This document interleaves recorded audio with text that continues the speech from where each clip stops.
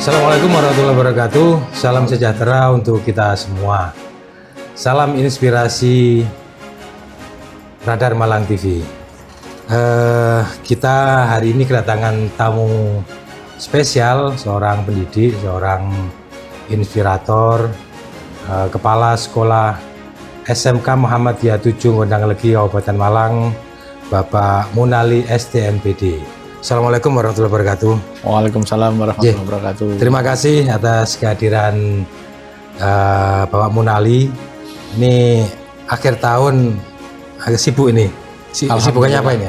Alhamdulillah sibuk kegiatan anak-anak, persiapan rekrutmen, ujian, magang. Pak Munali ini sudah menjabat sebagai kepala sekolah di SMK Mutu Gondang Legi ini sejak tahun 2021 ya. Betul. Bisa disampaikan apa saja capaian yang sudah diraih selama sejak 2021 itu? Terima kasih. Bismillahirrahmanirrahim. Assalamualaikum warahmatullahi wabarakatuh. Salam inspirasi Radar Malang TV mengikuti Mas Yani. Jadi alhamdulillah sejak diberi amanah mulai tahun 2001 kami atau saya mewakili lembaga mencapai beberapa prestasi. Ya, secara kelembagaan itu kita mampu untuk melanjutkan sebagai SMK Pusat Keunggulan setelah tahun 2020 sebagai SMK Center of Excellence. Kemudian di tahun 2022 kita juga dipercaya lagi menjadi SMK Pusat Keunggulan skala pemadanan. Jadi kolaborasi dengan industri. Kemudian kalau dari sisi personal, ya saya memperoleh penghargaan sebagai kepala sekolah terbaik di Jawa Timur dari Majelis Didasmen Muhammadiyah. Kemudian memperoleh kesempatan untuk belajar manajemen dengan atas pendidikan Beijing melalui Universitas Negeri Yogyakarta. Itu salah satu prestasi capai. Selain banyak prestasi untuk siswa. Kalau siswa itu ya sampai ada prestasi yang internasional, kegiatan robotik youth ASEAN. Di mana ini? Di Johor yang terakhir. Tahun berapa? 2025 kemarin yang terakhir. Dapat apa ini ininya? Kalau di Johor kemarin 2025 dapat emas, 2024-nya juga emas, kemudian 2023 itu ada perak dan bronze. Jadi capaiannya ada peningkatan gitu ya? Alhamdulillah ada peningkatan. SMK Mutu ini kan sudah dikenal sebagai sekolah yang memiliki fasilitas lengkap dan juga memiliki komitmen yang tinggi untuk menambah fasilitas agar siswanya bisa perform dan memiliki skill yang paripurna. Ini apa aja ini Pak Munali yang sudah untuk menyiapkan fasilitas bagi siswa ini? Untuk fasilitas, karena kita sekolah menengah kejuruan, pasti konsentrasinya di kejuruan anak-anak. Dan alhamdulillah semakin ke sini kepercayaan publik terutama industri itu semakin meningkat ini. Jadi karena meningkat maka standar peralatan sarananya anak-anak belajar itu kami sesuaikan dengan kebutuhan yang di industri. Artinya standar untuk pembelajarannya kita nyebutnya kelas industri. Jadi industri datang ke sekolah dengan membawa cakupan kurikulum, istilahnya kalau di kami materi, keterampilan seperti apa, karakter bagaimana pada anak-anak. Nah untuk alat juga sama, industri perkembangannya kan luar biasa ini. Kalau di industri maka untuk memberikan pelayanan pada anak-anak seminimal mungkin kita harus sesuai dengan kebutuhan yang di industri itu.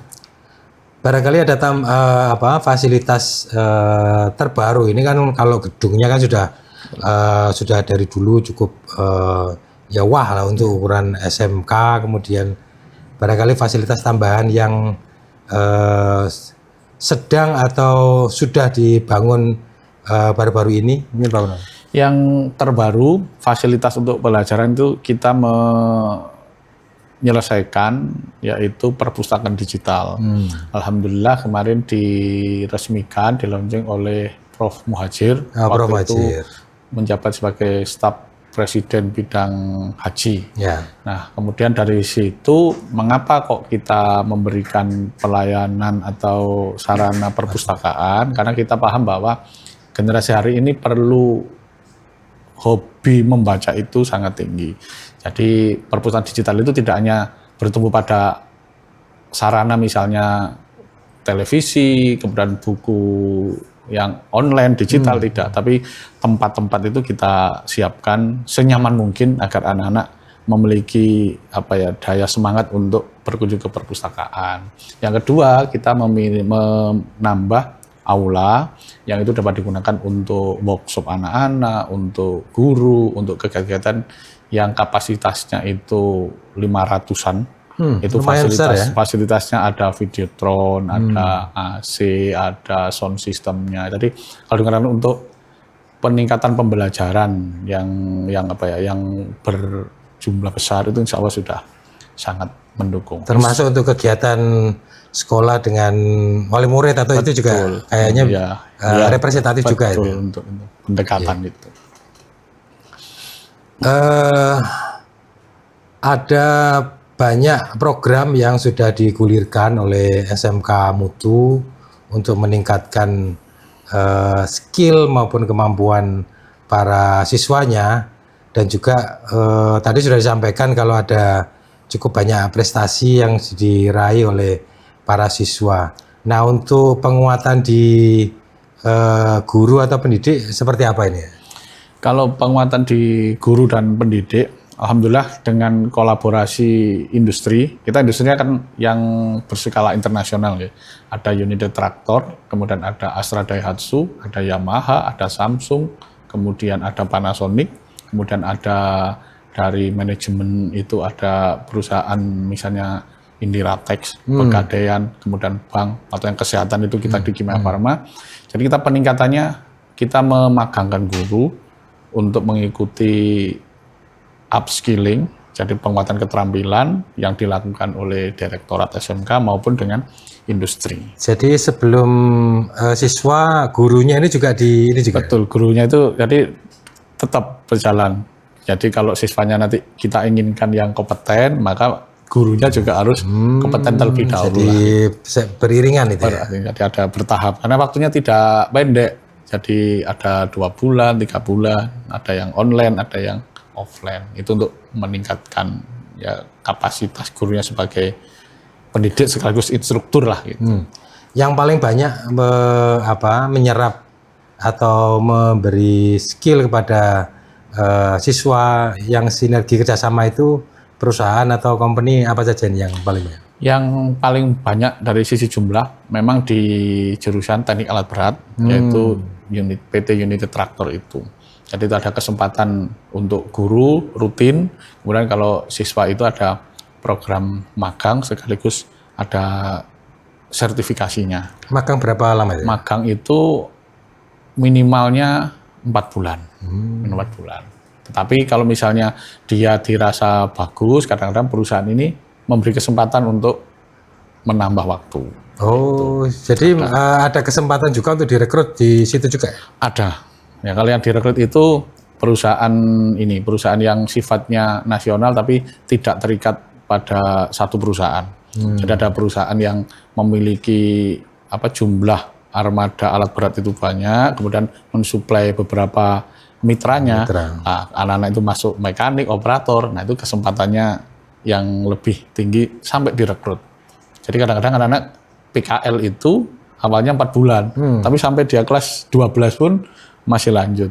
Nah, untuk mengantisipasi itu kita kolaborasi pembelajarannya menjadi sedikit ada online-nya.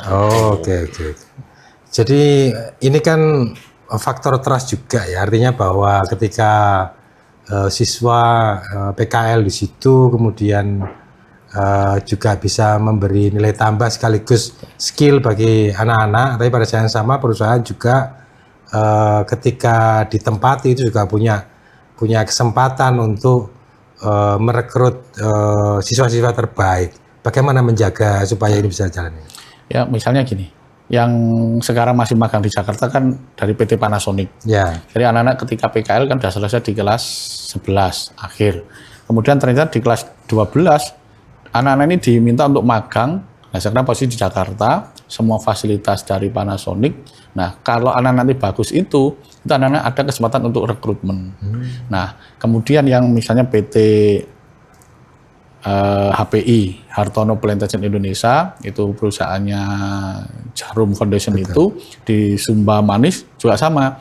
Ketika anak-anak itu diberi kesempatan, baik kemarin yang akhirnya direkrut, kemarin melakukan rekrutmen lagi untuk kelas 11 untuk program magang selama 1 tahun. Ketika magang 1 tahun itu anak-anak bagus, anak-anak langsung ada kesempatan untuk rekrutmen kontrak. Nah ini juga bagian dari kepercayaan mereka atau industri itu kepada anak-anak kami.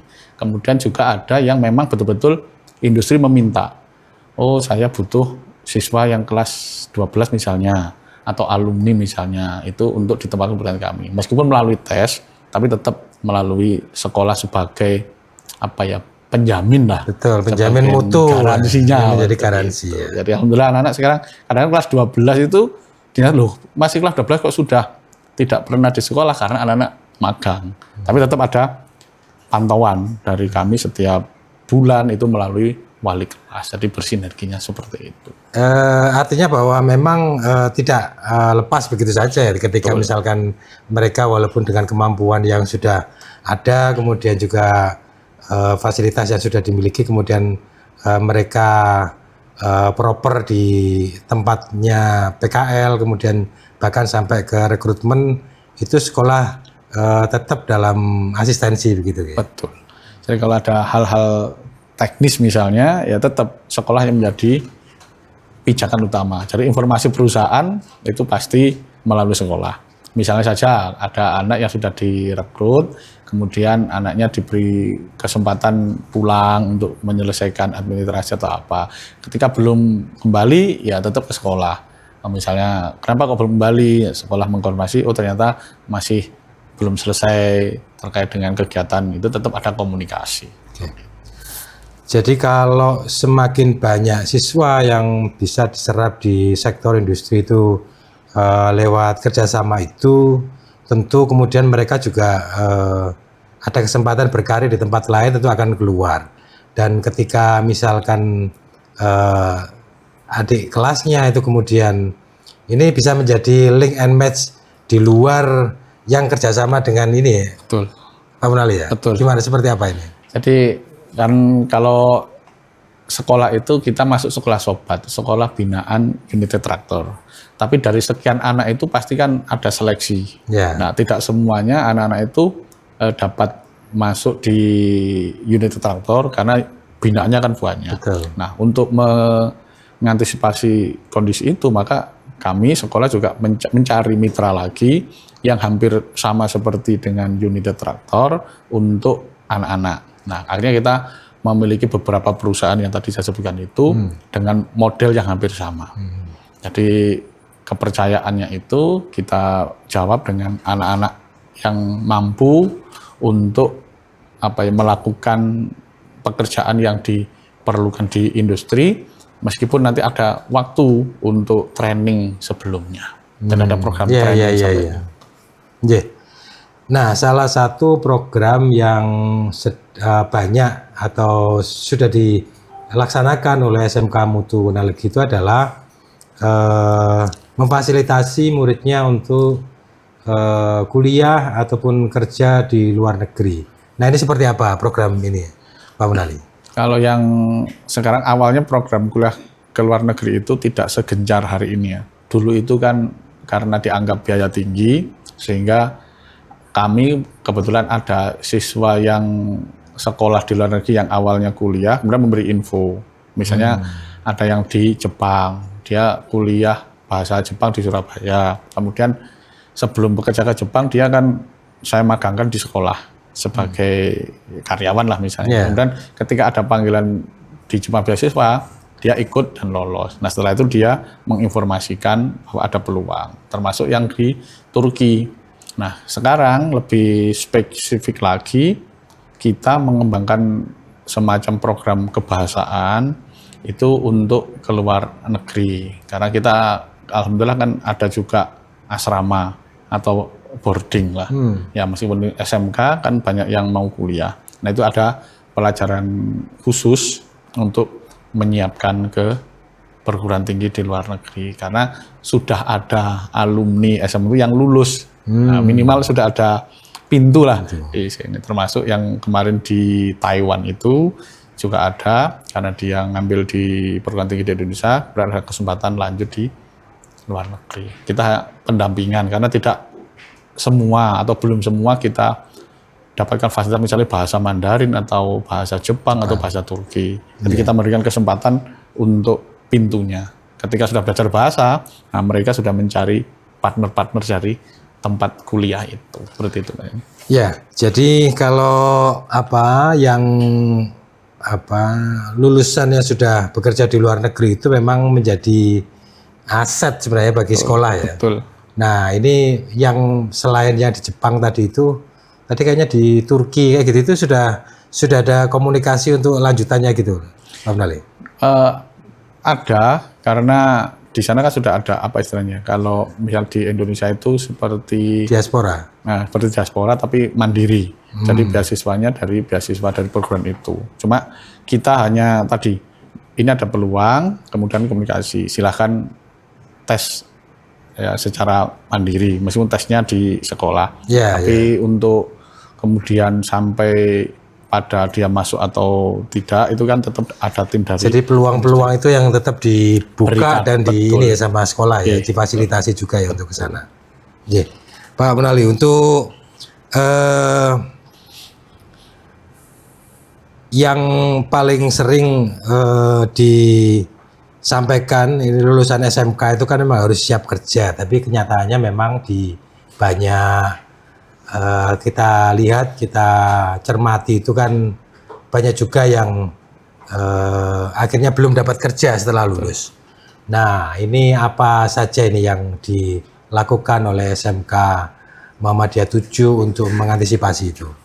Kalau antisipasi kita lakukan mulai kelas 12. Jadi kita tuh membuat semacam angket. Kalau sekarang nyebutnya kita minta melalui Google Form itu. Jadi anak-anak itu ketika kelas 12 itu menulis identitasnya, kemudian harapannya ketika nanti lulus itu mau kerja atau mau kuliah. Nah itu kita gabungkan juga di program Tracer Study yang itu kaitannya. Nah itu ketika ada anak-anak yang belum memperoleh pekerjaan atau belum jadi berkuliah misalnya atau belum berusaha, minimal ketika ada informasi lowongan itu kita komunikasi lewat grup, tetap komunikasi.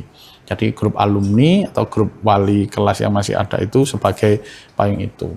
Inginnya itu sebenarnya ada semacam pendampingan, ada pelatihan. Tapi itu sudah dilakukan tapi belum sampai menyeluruh karena lebih sulit untuk mengkomunikasi dengan alumni itu. Karena kadang-kadang HP sudah aktif, oh ternyata ganti nomor. Tapi upaya untuk memberikan informasi-informasi itu secara masif terus kita lakukan itu. Jadi melalui teman yang bekerja atau yang melalui sekolah untuk terus share informasi itu. Ya, kalau saya balik lagi ke mitra bisnis atau mitra perusahaan yang selama ini bersinergi dengan SMK Muhammadiyah 7 itu kalau yang besar-besar, yang regional, yang lokal yang kemudian cukup banyak diminati barangkali ada. Kalau yang perusahaan yang paling banyak diminati sebenarnya tidak pada kelas industri ya. Kalau kan industri itu kan industrinya terbatas. Jadi kalau misalnya kita kan ada jurusan manajemen perkantoran dan layanan perbankan. Nah, peluang-peluang kerja yang ada itu ya di industri, misalnya kalau di Malang itu ya ada PT Indomarko, ada Alfamidi, ada PT Giri Falma, atau perusahaan-perusahaan sekitar Malang yang mungkin diintasi perusahaan tidak nasional ya. Tapi itu juga dapat juga menyerap itu. Misalnya perusahaan perumahan.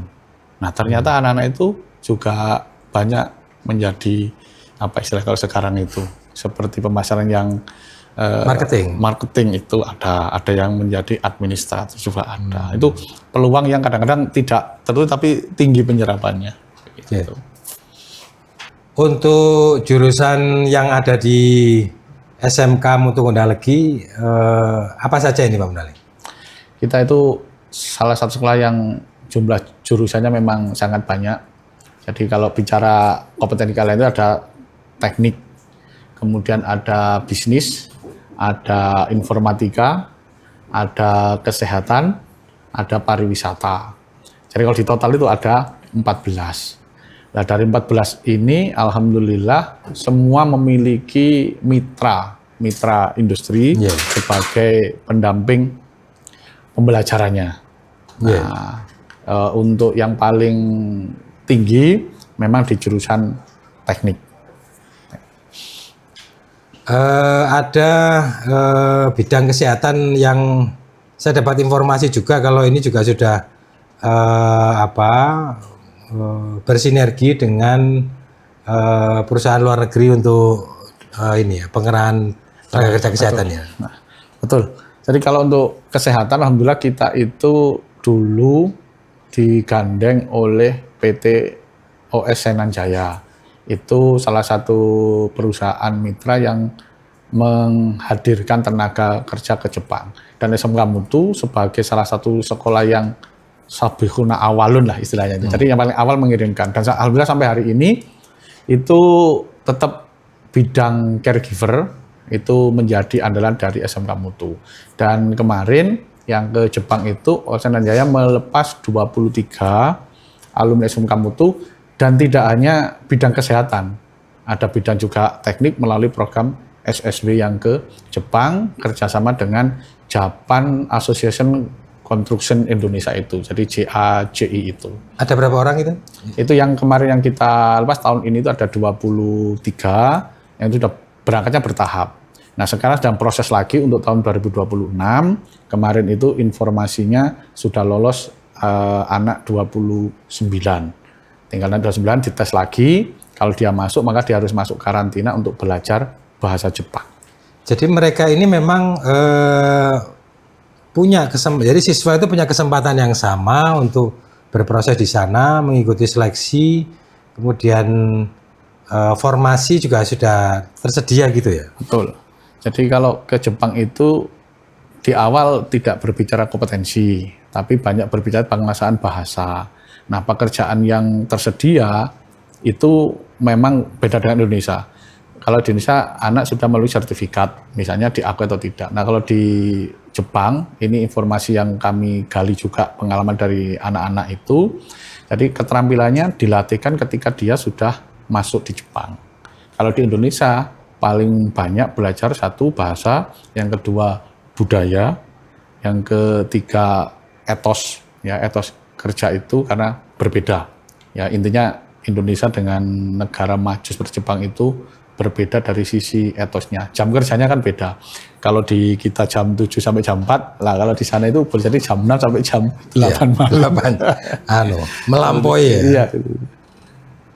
Jadi cukup banyak ya peluang-peluang yang selain ke Jepang barangkali ada lulusan yang dari tatap muka atau dari yang lainnya yang juga on progress untuk difasilitasi begitu.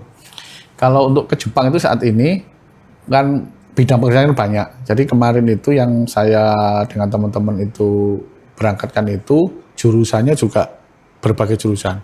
Ada yang dari perhotelan, bidang kerjanya di Jepang itu di ini apa istilahnya perusahaan makanan ringan, snack. Ada yang pengepakan atau apa itu. Kemudian yang dari bisnis manajemen juga sama. Nah, selain yang luar negeri, misalnya kalau untuk jurusan perhotelan dan boga itu banyak industri-industri yang tadi disampaikan lokal, itu yang industri roti, kemudian bakery, itu juga sangat tinggi. Artinya anak-anak ketika lulus selain ikut casual di hotel atau yang tempat mereka PKL itu, alhamdulillahnya anak-anak ini memiliki kemampuan kecekapan untuk itu ikut casual itu. Jadi ketika besok nih akhir tahun ini biasanya kan hotel kan rame. Nah itu biasanya anak-anak ini di sekolah tinggal tidak ada separuh. Semuanya gitu ya? ikut casual di perhotelan itu. Iya. Nah, salah satu memang tujuan dari sekolah vokasi atau SMK itu kan memang bisa memiliki skill yang spesifik terhadap kerja-kerja spesifik. Nah, ada enggak yang barangkali bisa dilakukan oleh SMK Mutu terkait dengan penciptaan lapangan kerja atau mereka juga dilatih untuk membuat usaha sendiri begitu? Betul. Alhamdulillah di SMK Mutu itu yang kemarin kita kembangkan itu ada unit usaha sekolah yang ingin dikembangkan teaching factory. Misalnya saja kita sudah memiliki bengkel Mutu Prima yang kemarin juara 1 ketika ikut lomba sobat bidang teaching factory. Nah, di bengkel Mutu Prima akhirnya kita kembangkan kerjasama dengan Pertamina untuk penjualan oli. Nah, siapa yang bertanggung jawab? Kita menunjuk satu penanggung jawab teknis, satu penanggung jawab secara manajemen, ya. Kemudian yang anak-anak kita latih untuk berani mengembangkan wirausahanya dengan menjual produk Pertamina itu sebagai bagian dari melatih anak-anak untuk berwirausaha. Nah, ternyata berkembang. Kemudian kemarin kita launching juga terkait dengan shop spare part dari Yamaha. Jadi kalau ingin beli spare part servis sepeda motor Yamaha, mulai dari oli sampai kanvas, rem atau apapun, di bengkel Mutu Prima ada. Itu yang bertugas setiap hari anak-anak. Anak-anak kita gilir. Kemudian yang kedua di bidang boga. Jadi kita memiliki Mutu fried chicken itu. Nah, sekarang karena produksinya berkurang itu ya karena kita diberi makan bergizi itu. Akhirnya produknya akhirnya jumlah yang sederhana itu anak-anak yang menunggu. Anak-anak menunggu membuat fried chickennya, membuat es yang sekali proses itu. Kemudian ada juga kita memiliki klinik. Ya, klinik Mutu itu juga ada kolaborasi dengan kita menunjuk satu orang sebagai penanggung jawab petugas. Nah, gurunya ikut setiap hari bergantian praktek pendampingan, anak-anaknya juga dilatih. Nah, yang paling paling dinamis itu di Edutel. Kita itu punya Edutel, ya tidak banyak, kamarnya 12. Tapi alhamdulillah setiap hari tamunya itu tidak lokal. Bahkan kemarin saya sempat dengan anak dari Vietnam yang sedang magang untuk belajar pertanian di Gondalegi dengan perusahaan itu. Nah, anak-anak kita yang membantu menjadi petugas di Edutel itu, ya sebagai customer service-nya atau itu ya, untuk penguatan. Menarik sekali. Jadi memang ada satu yang terakhir. Oh ya. Kita punya namanya kelas wirausaha. Jadi kantin kita itu dikelola oleh guru KWU. Nah, mereka merekrut anak-anak untuk pertama, saya hanya pesan disediakan makanan yang sehat. Nah, ternyata makanan ini dari siswa, dari produk dari rumah dibawa untuk dijual di kantin. Mereka yang menjual, mereka yang mengelola keuangannya dipertanggungjawabkan oleh satu orang guru kewirausahaan. Namanya kelas wirausaha, kantin KWU nyebutnya begitu. Jadi memang benar-benar diproyeksikan para siswa itu juga tidak hanya skillful di bidangnya, tapi juga bisa memulai sebuah usaha yang mandiri dan bahkan bisa merintis usahanya sendiri gitu ya? Betul. Oke, baik. Pertanyaan terakhir, harapan atau cita-cita dari Pak Munali yang sekarang on progress, sedang ongoing, sedang dikerjakan, dan itu bisa menjadi legasinya SMK Mutu Gondanglegi? Yang pertama, cita-cita kami, ya terutama saya sebagai pemimpin di SMK Mutu itu, berharap nanti semua kompetensi keahlian itu memiliki unit usaha sekaligus menjadi tempat untuk pembelajaran yang berbasis pada teaching factory.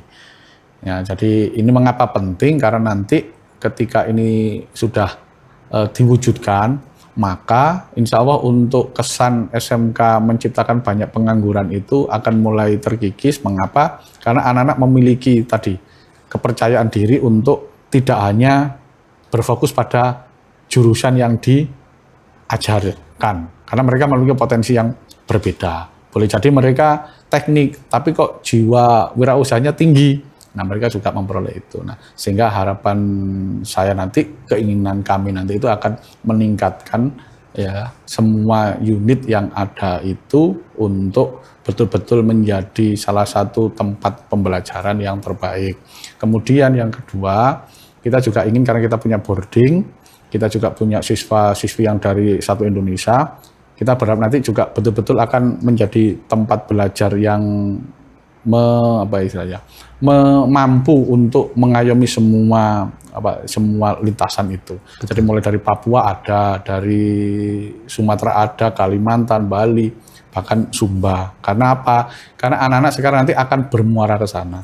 Sebagai informasi, anak-anak yang saat ini bekerja di bidang teknik alat berat itu ada di perkebunan, di tambang, itu mereka semuanya sudah menjadi tenaga di wilayah Indonesia. Bahkan yang di Papua kemarin cerita kesempatan bekerja di sana itu tinggi. Jadi intinya harapan cita-cita kami atau saya itu yaitu meningkatkan satu kualitas dan sarana untuk menyiapkan anak-anak bekerja. Yang kedua, kesempatan anak-anak untuk memperoleh ya kepercayaan dari industri agar kepekerjaannya lebih tinggi. Baik, terima kasih. Ada banyak pertanyaan sebenarnya yang ingin saya sampaikan, tapi karena keterbatasan waktu, kita akhiri perbincangan ini. Terima kasih banyak Pak Munali atas kedatangannya. Dari saya, Ahmad Yani, salam inspirasi Radar Malang TV. Assalamualaikum warahmatullahi wabarakatuh. Waalaikumsalam warahmatullahi wabarakatuh.